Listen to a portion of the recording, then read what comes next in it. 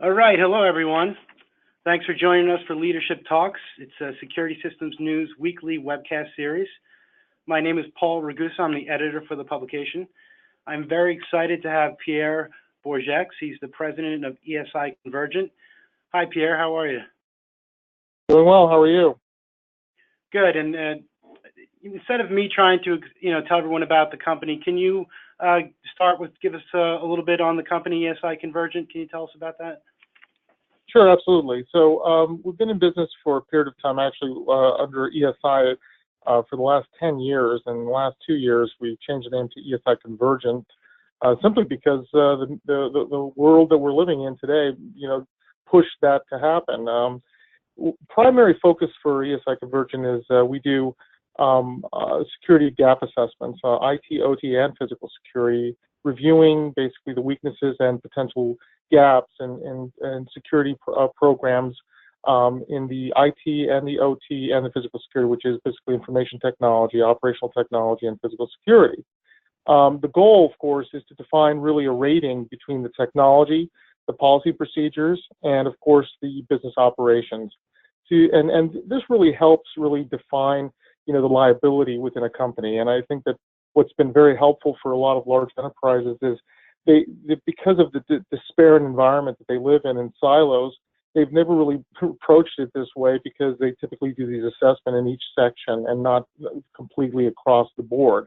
What we've been able to do is really help them, mitigate the potential risks by uncovering those liabilities, and then really honing in a number that is a combination of NIST, we use that as a standard as well, and really defining a CMMI score, which is Carnegie Mellon score, rate of maturity in regards to their environment. And this combined number really has been accepted by a lot of the insurance companies and industry to say that, hey, you know what, this makes sense. This is something we can see as a potential tool to help really define if you're secure or not. So we're doing really well in that, and a lot of the things, of course, that I'm doing is also helping a lot of manufacturers in terms of understanding what their position is in the industry, and try to help them kind of guide them. So some of the companies I've helped with in the past, like Hitachi, Bonita, et cetera, just to get them really on the right track. In general, ESI is just trying to, of course, navigate the waters of education and push that as much as possible. So I always say I probably give away about 60% of what I do as a donation to our industry, and about 40% I probably make some money. So that's about ESI, and that's who we are. No, it's great, and it's really great how much you do for the industry and give back. So thanks for that. And speaking of giving back, and I know you're going to be going to IC West next week, as are a lot of people in the industry. And I know you're going to be doing a session. In addition to, we're going to do a video interview on the SSN TV stage, on the IC West main stage, so that'll be great. But can you tell us a little bit about that session you're presenting? It sounds very interesting. Yeah, absolutely. So the session's on access identity to entry, and really in a converged world. What we're trying to accomplish with the session is really an education in regards to what that really means. I think that most of the environment in terms of where we're at today, there's a lot of misconception of what access really means, and really, because it's only just a permission versus non-permission, a form of getting to a credential. Then we get into the credential concept in terms of identity management. And today, with so many things hitting the market in terms of technology such as facial recognition, biometric, on a variety of different levels, and really we're going to hone in on the 3 different areas, right, of access identity to entry, which is IT, OT, and physical security. Because it's incredibly important to understand that in the world we're in today, it's not just about, if we, in 20 years ago, 15 years ago, we only talked about physical security. It's really a combined conversation. And with that in mind, you have to really position yourself, right, in terms of that conversation. So really what we've done is that session really is going to give, not only, we always say the problem that are presently existing, the cause, and the solution. And we try to give them, some tidbits of information they can take home with, and really go back to their companies and their organizations and say, look, we can use maybe something like ICANN standards, which which really is something that's open source information that the federal government created under the old FICAM or FICAM methodology, which is really secured entry and identity management. So what we're just trying to do is really help people to understand it from a basic level, get the basic 101s of what access identity entry means, and really hone in and try to take something home that you could use, in your daily business and daily life. Yeah, that sounds really good. And that's on Wednesday, right, Pierre? What time is that? That'd be Wednesday at 11 o'clock. Great. And I don't know which room, but it's on. If you Google, if you get to the site, it tells you what room it's on, and so. Yeah, excellent. I highly recommend that to everyone who's listening. All right, so this next topic, I know you're really on top of this, and I wanted to ask you about this. And I know you're writing a guest editorial for us on this, but the GDPR, which is going to go into effect in May. Can you tell us what that is exactly and how that's going to influence our industry? Especially, a lot of people think it's not going to really, have an effect on us in the U.S. But as you're well aware, that's not the case, right? Right, and I think that this is the big elephant in the room that no one really knows about. General Data Protection Regulation, which was formed out of a data protection policy in Europe that this replaces, is actually was adopted in April 27, 2016, and is becoming enforceable on the 25th of May, now in 2018, which is is right around the corner. Well, unfortunately, many people think, they think about, well, how could this really affect U.S.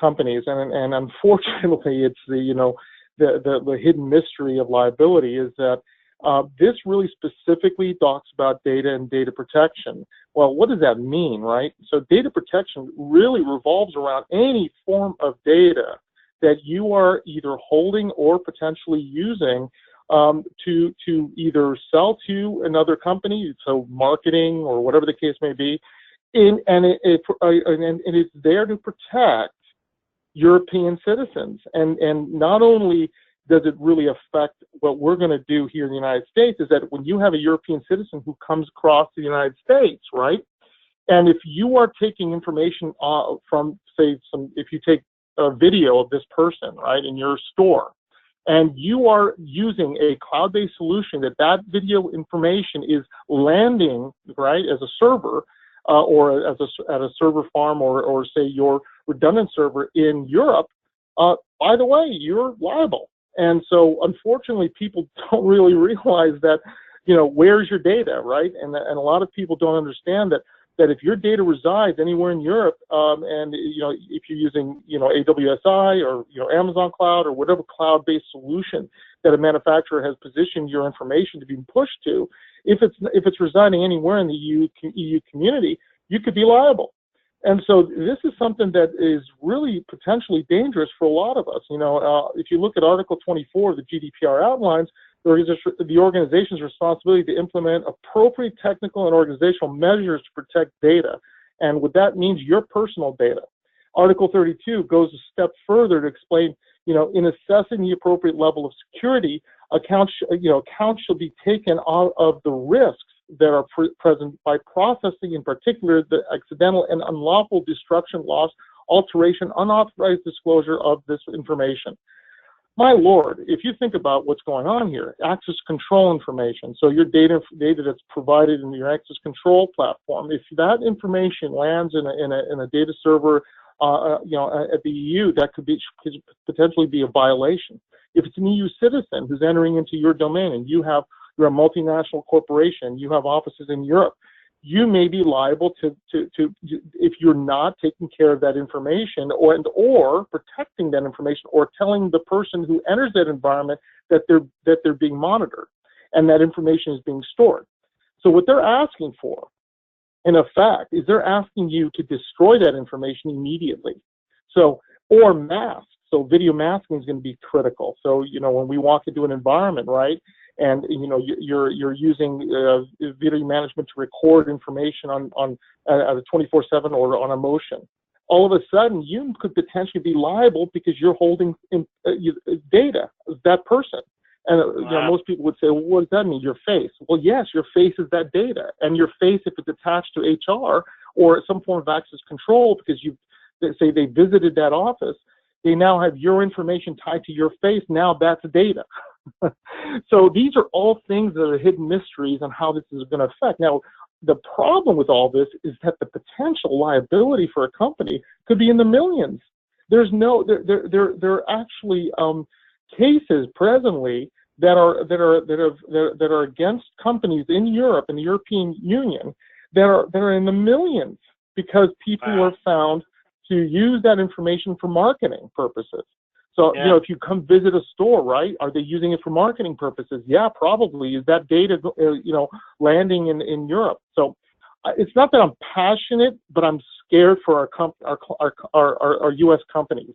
I'm passionate in general about our industry. I'm just worried about, the potential liability that we're not seeing. And so I think we just have to be highly, we have to educate ourselves at a level so that we really understand the potential risks here. So yeah, unfortunately, as I was reading this and I was applying it to data and the potential, and really, if you think about all the companies that are set on a cloud-based solution presently, and they're obviously moving more and more to the cloud, they're not realizing that if you don't have a cloud-based solution in the U.S., you have a private cloud that's structured in the U.S., and I know that some companies like ONSI has figured it out, and other companies are doing the same. I think we have to, as a community, start speaking to the manufacturers and say, guys, if you're using a cloud-based solution, you better make sure that if it is a U.S.-based company, you keep that information in the U.S. Yeah, that's a great point. I don't know if everyone's aware of that, so thank you for pointing that out. No, not a problem. Not a problem. Yeah, so obviously cyber is a big trend right now, but what are some other big trends, either technology or otherwise, that you're seeing that, people in the industry should be keeping an eye on? Well, I think there's a transition taking place, right? We've gone obviously to an environment where we have nimble cloud that's becoming more and more effectively used to replace the standard box. Companies like Phoenix are starting to come to fruition. There's companies throughout, right, that are really using the cloud to really implement a better strategy to make it more nimble for the even the small, the mid-size or mid-cap industry. I think on the in the global enterprise type access control or video management, you're still seeing the box, and you're still seeing the goal to get one pane of glass. And I think that's probably it's going to be a tough road to see that change into the long range future, because it's going to be a blend between cloud and on-premise in terms of solutions. But I think the real thing that I think is going to we're going to start seeing more of is not only the use of multi-factor authentication credentialing to get into the entry. Okay, so we talk about physical entry, like a door, like Bunidum, or Gunnebo, or whoever it is, and then from IT, getting into your computer, the use of maybe embedded multi-factor authentication on an Intel chip. These are things that people are starting to look at. My friend Matthew Rehnquist at Intel is, he's working on a lot of these new programs. But I think next year's big topic, we're talking about this year's really access identity to entry, because you really, you've got to figure out that how to use all this new technology in terms of facial recognition, which is getting better, is secured communication. So I think for all of us, we're looking to secure the devices right in the field, and there's some new solutions out there, and that's going to be one part of it. But the other part is really secure communication. How do we secure that information as it's being transferred from that maybe unsecured device to the a VMS or an access control platform? And how do we get it back to the end user to one pane of glass? So that secured information, that secured transaction, a trusted transaction, is going to be the big elephant in the room for next year. I think that's going to be part of my direction in terms of what we're doing. And so that's the technology side. That's probably the new tech that I see really being honed in for next year. And then the balance of this year, it's really multi-factor authentication, really facial recognition, how we do use biometric, how we implement the integration of all of this to the entry of anything, right? IT, OT, and physical security. Because, I think the biggest gap right now to really fill is the operational technology gap, the PLC, right? The SCADA system. These central controls, right, that control everything, are so weak in regards to their security and so vulnerable that we really have to now hone in on that, because that's the middle point to everything we're doing on the IT and physical security side. And I think that, there's companies like Parsons who are trying to, really push an emphasis on that, and a lot of the design companies who are really putting an emphasis on, well, how do we, make sure that, that OT environment is protected. So those are the kind of the things that we have to be concerned about. And I think finally is we're driving hard. SIA is driving hard. I think we're trying to drive hard to create a standard, right? In regards to a converged standard that brings all this together. I think that's one of my goals this year is, we're finalizing this converged standard, where I think is going to help the industry. So there's three things, right? Technology, I would say secure communication. I would say operational technology is a problem. And then the solution is converged standards, so that we all begin to understand how to, to do what we're supposed to do to combine IT, OT, physical security in terms of, implementation and integration. Yeah, those are really good observations. Thank you.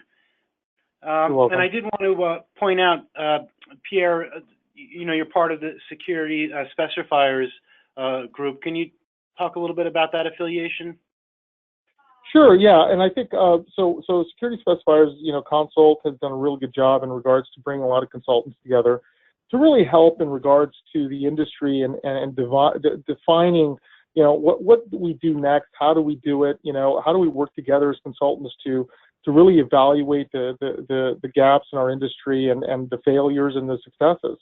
And I think that Ray Colom's done a real good job to put that together, and I'm really pleased with that. I think that last year's sessions were really incredible. I think we had a lot of great conversations. I think there were great presentations, and I think that in general, what you'll find is, with consultants now coming together to really define, how we're going to do this in the appropriate way, bringing together cyber and physical.